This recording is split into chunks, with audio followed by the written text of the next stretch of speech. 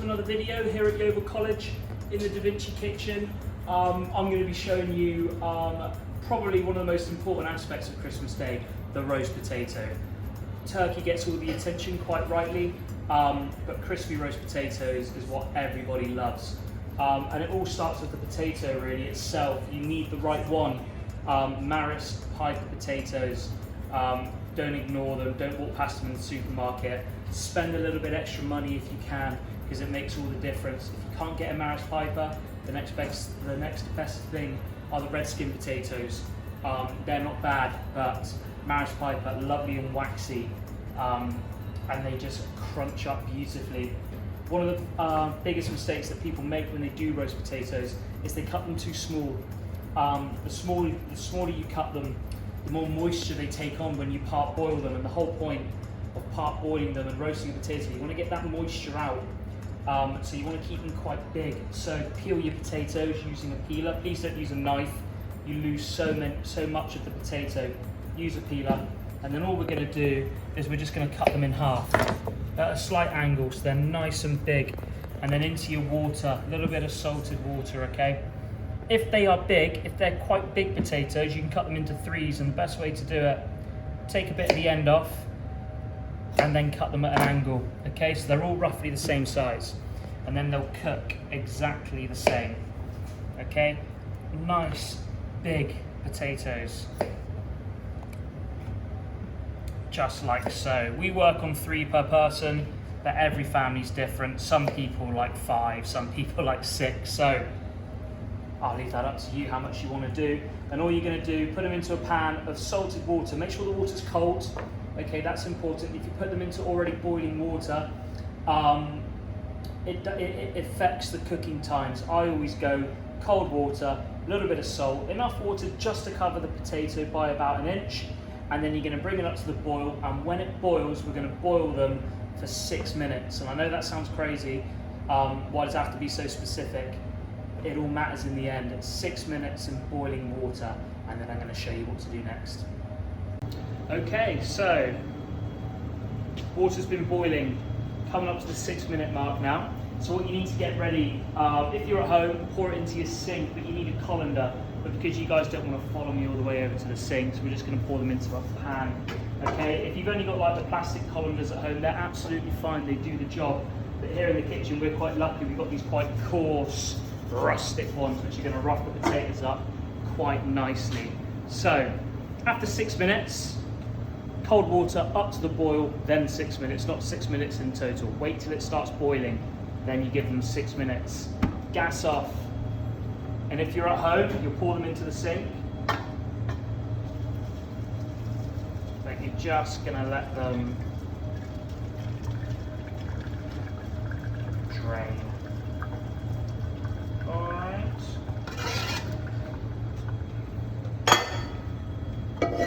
And this is quite important now, so don't just drain them and use them straight away. You just want to let them steam for 2 or 3 minutes. Just leave them alone, all right? Don't touch them. So out the sink, on your side, you can put them on a tea towel if you want, but leave them in that colander, because you want to try and get all that excess water out of your potato and off the outside of the potato. But a little trick while you're waiting is to get whatever tray you're going to roast them in and just pop it in the oven.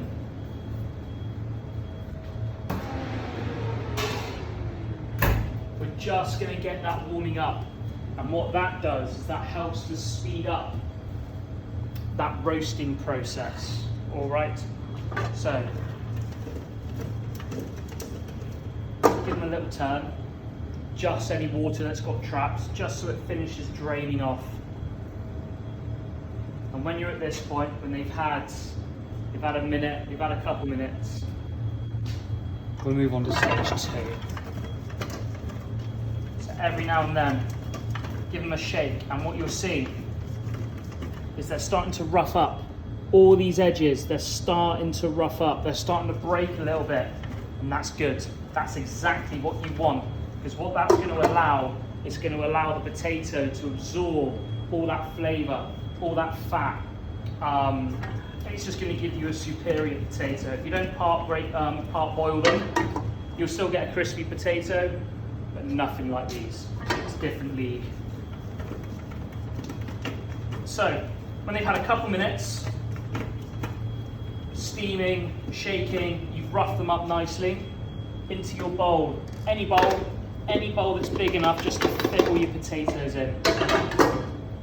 And now we're going to move on. We're going to add flavour to your potatoes. So, you need some fat.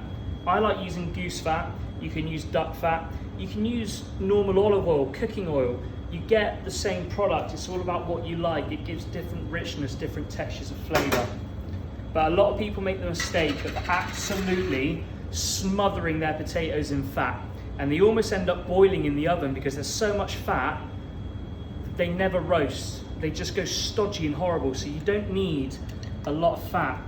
You only need 2 to 3 tablespoons of fat. Rosemary, keep it big. Don't shred it all off, which you can do. Keep it on the stem, and you're just going to chuck them in. Garlic, don't peel it, keep it whole, and all you're going to do is you're just going to push on it, and that just breaks it up. Keep the skin on. That helps to protect the garlic, and it stops the actual garlic from burning in the middle. About 4 to 5 cloves. All right, and you're just breaking it just to release that flavour. And then finally, Maldon sea salt.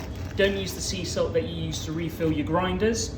Table salt will be fine, but Maldon, it sticks to the outside of your potato and it gives your potato a beautifully crispy, crunchy skin. Be quite generous.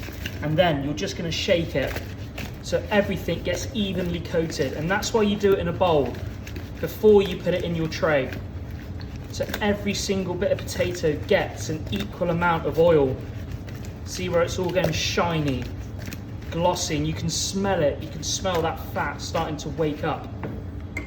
Get your spoon. Any potatoes that are stuck together, just break them up. All right. You can see where they're just starting to go a bit rough around the edges, a bit crimpled up. That's absolutely fine. That is exactly what you want. And when you're at this stage, go get your tray.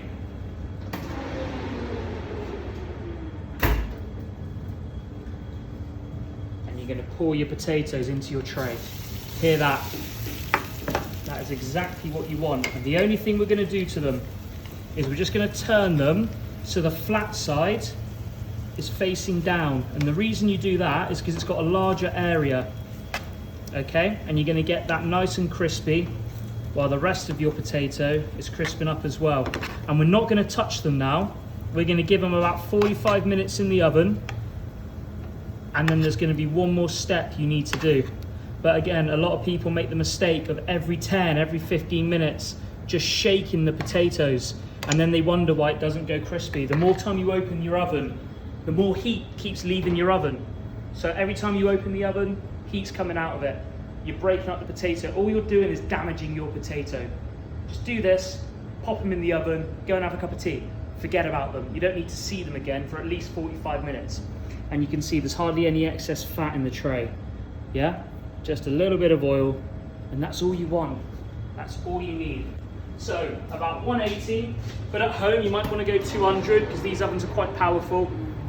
Give them 45 minutes and we'll come back to them and I'll show you what to do next. So your potatoes have had about 45 minutes in this oven, but as I said earlier, this oven is really powerful, so it might take about an hour at home. They've been at 180, so just check them. There's no real times on potatoes, you just do them until they're golden and crispy, but it's really important for that first, certainly 45 minutes. Just don't touch them, just let them do their thing, leave them alone. And what you end up with, hopefully, is these beautiful, listen to that, crispy, soft potatoes, okay? And by warming that tray up before you put them in, it ensures, look at that, they cook all over. You haven't got random soft bits, random squishy bits, they're all evenly roasted all the way over. And look how soft they are, just because they're crispy, look at that. They're so soft in the middle. And all you're going to do now, some people, if there's excess fat in the pan, what you can do is you can just squish them down a little bit, just so they break like our little mate here, and then they just pop them back in the oven, and that will soak up any excess moisture. As you can see, because we use the right amount of duck fat, there's no moisture left in the pan. It's all in the potato. Beautiful. And you're just going to place them in, give them a little bit of love. Don't just chuck them into a bowl. Then all these bits of garlic, which I'll show you in a minute. All these bits there. In it goes. Beautiful. All these bits of rosemary, you're just going to serve that with it as well. Such a treat. And the reason why you leave the skin on, it protects the garlic, and what you end up with is this lovely juicy bit of roasted garlic, and they're like a little treat. So you're just going to put them in there as well and get all these bits. They're not burnt, it's almost like a garlic puree when you eat into it. Put them all in. Beautiful crispy potatoes. There you are. Easy as you like. 6 minutes, boiling water, 2 to 3 tablespoons of goose fat, whole bits of garlic and rosemary, preheat a tray, 45 minutes to an hour. Beautiful. There you are, roast potatoes. I'm going to eat one.